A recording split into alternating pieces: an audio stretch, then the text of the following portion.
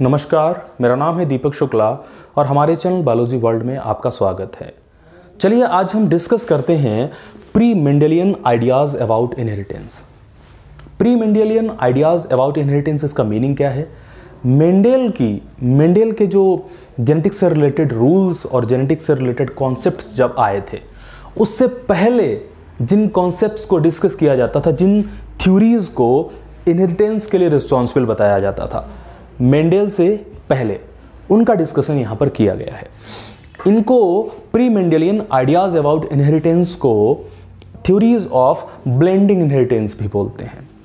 इसको blending inheritance बोलने के पीछे का रीज़न ये है, ब्लेंडिंग मीन्स होता है मिक्सिंग मतलब यहाँ पर ये कहा गया था, इन सारी थ्योरीज में मेनली ये मेंशन किया गया है कि जो मेल कैरेक्टर्स होते थे और फीमेल कैरेक्टर्स होते थे, इनहेरिटेंस के प्रोसेस में, यानी कि अगली जनरेशन तक जाने के प्रोसेस में उन कैरेक्टर्स की मिक्सिंग हो जाती थी और ऑफस्प्रिंग्स में उन दोनों कैरेक्टर्स का मिक्सचर, यानी कि दोनों कैरेक्टर की ब्लेंडिंग हमें दिखाई देती थी। मदर और फादर के कैरेक्टर्स, दोनों कैरेक्टर्स की मिक्सिंग जो होती थी वो हमें ऑफस्प्रिंग में दिखाई देती थी। इसलिए हमें इसको थ्योरीज ऑफ ब्लेंडिंग इनहेरिटेंस भी बोलते हैं। नेक्स्ट अब हम आते हैं मॉइस्ट वेपर थ्योरी पर। मॉइस्ट वेपर थ्योरी एक इंपॉर्टेंट थ्योरी है जिसे पाइथागोरस ने दिया था। पाइथागोरस के अकॉर्डिंग क्या होता था, जो ऑर्गेनिज्म की बॉडी है, जो मेल की बॉडी है, उसमें जितने भी बॉडी ऑर्गन्स हैं, इन सब बॉडी ऑर्गन्स में एक स्पेसिफिक टाइप के मॉइस्ट वेपर फॉर्म होते थे। जैसे ब्रेन से मॉइस्ट वेपर सिंथेसाइज हुआ, लिवर से मॉइस्ट वेपर सिंथेसाइज हुआ, किडनी से मॉइस्ट वेपर सिंथेसाइज हुआ, इंटेस्टाइन से सिंथेसाइज हुआ, पेंक्रियास से सिंथेसाइज हुआ, बोन्स से सिंथेसाइज हुआ। और वो मॉइस्ट वेपर मेल के जो सेमेन होता है, उस सेमेन के थ्रू कहाँ जाएंगे? मॉइस्ट वेपर फीमेल के वॉर्म में या फिर यूट्रस में जाते हैं और वहाँ पर उनका डेवलपमेंट होता है, जिससे कंप्लीट ऑफस्प्रिंग का डेवलपमेंट होता है। तो इस थ्योरी में इनका मेन बताने का पर्पज़ ये था कि जो मॉइस्ट वेपर हर एक ऑर्गन से आता है, वो मॉइस्ट वेपर जब यूट्रस में जाता है तो फिर जा करके अरेंज होकर के एक पूरे ऑर्गेनिज्म का डेवलप कर लेता है। जैसे ब्रेन का जो मॉइस्ट वेपर जाएगा वो सेमेन के थ्रू गया फीमेल बॉडी में, और वहां पर जो ब्रेन वाला मॉइस्ट वेपर होगा वो ब्रेन डेवलप कर लेगा, किडनी वाला किडनी डेवलप कर लेगा। ऐसे कंप्लीट ऑफस्प्रिंग का डेवलपमेंट हो जाता है। ये इस थ्योरी में कहा गया था, मॉइस्ट वेपर थ्योरी में। और हम डिस्कशन करते हैं सेकेंड थ्योरी का। इसे हम फ्लूइड थ्योरी बोलते हैं। And this theory was given by Aristotle, who is father of science, father of biology, and he is also considered as father of zoology. चलिए हम देखते हैं फ्लूइड थ्योरी में इन्होंने क्या कहा कि जो मेल बॉडी का सेमेन बनता है, मेल बॉडी में जो सेमेन बनता है, वो सेमेन एक्चुअल में प्यूरिफाइड ब्लड होता है, मेल का प्यूरिफाइड ब्लड होता है। और इन्होंने कहा कि फीमेल बॉडी में भी, जो ओवम का जिक्र यहां पर नहीं किया था, फीमेल में जो सेमेन बनता है, वो फीमेल का सेमेन उसका मेंस्ट्रुअल फ्लूइड होता है, मेंस्ट्रुअल फ्लूइड। और एक चीज और बताई थी कि ये जो है मेल सेमेन एकदम प्यूरिफाइड होता है, जबकि मेंस्ट्रुअल फ्लूइड को उन्होंने फीमेल सेमेन कहा था और इसको इन्होंने इम्प्योर कहा था। इम्प्योर और इनएक्टिव भी कहा था, इनर्ट कहा था। जो एक्टिव नहीं होता है इसे इनर्ट कहा था।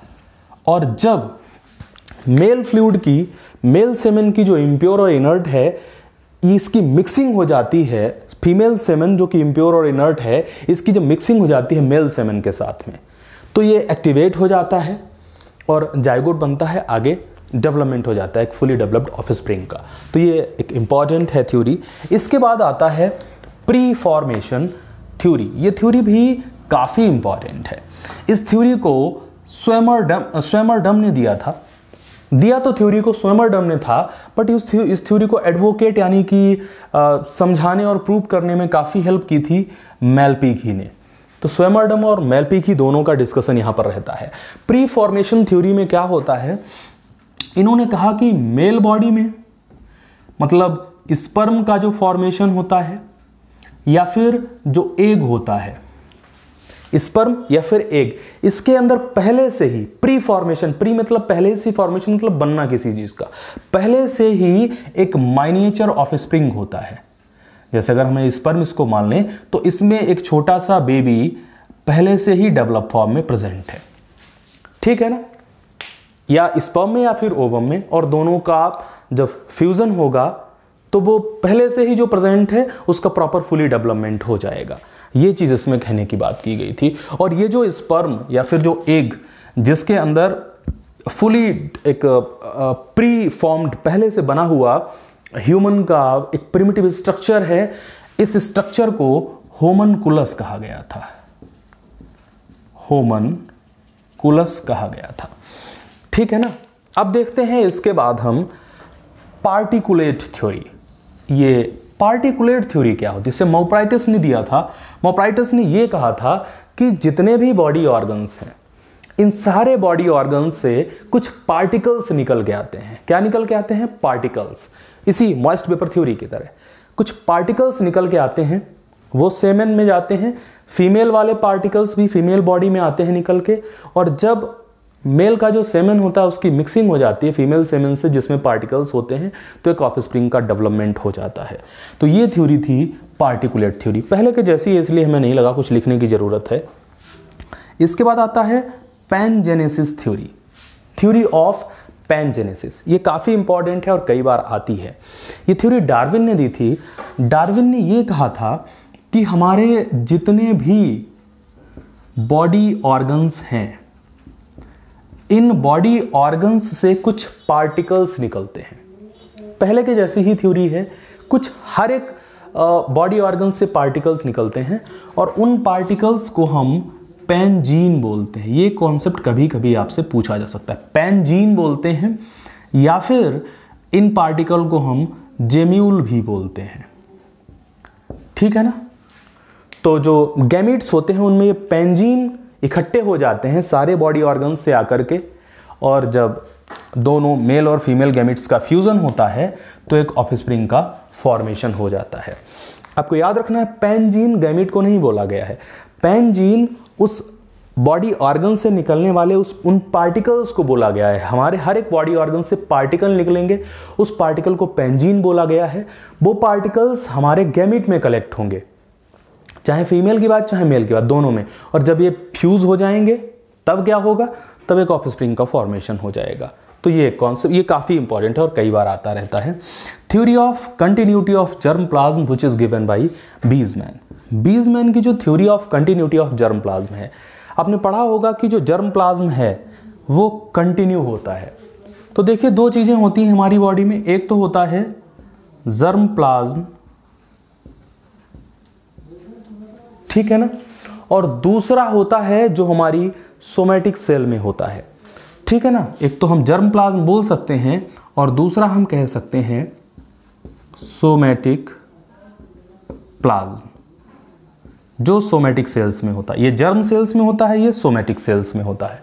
सोमैटिक सेल्स हमारी बॉडी की सेल्स होती हैं, और जब हमारी बॉडी की सेल्स को सोमैटिक सेल्स बोलते हैं, पता है ना आपको। और जब हमारी डेथ हो जाती है तो ये हमारे साथ ही ये सोमैटिक प्लाज्म भी डिस्ट्रॉय हो जाता है। बट जो हमारा जर्म प्लाज्म है, जर्म प्लाज्म किस में है? गैमीट्स में है, मेल गैमीट में है, फीमेल गैमीट में है। और ये गैमीट्स क्या होते हैं? फ्यूज होते हैं फर्टिलाइजेशन के प्रोसेस के थ्रू। फ्यूज होने के बाद क्या होता है? गैमीट बनता है और वो अगली जनरेशन में कंटिन्यू हो जाता है। अगली जनरेशन में फिर गैमीट्स बनते हैं, वो फिर अगली जनरेशन में कंटिन्यू होते हैं। तो जो जर्म प्लाज्म है वो इमोर्टल होता है और अगली जनरेशन में ट्रांसफ़र हो जाता है, ये कभी मरता नहीं है। समझ में आया? तो ये थ्योरी यहाँ पर कहने की कोशिश की गई थी। इंपॉर्टेंट है ये सारे पॉइंट्स।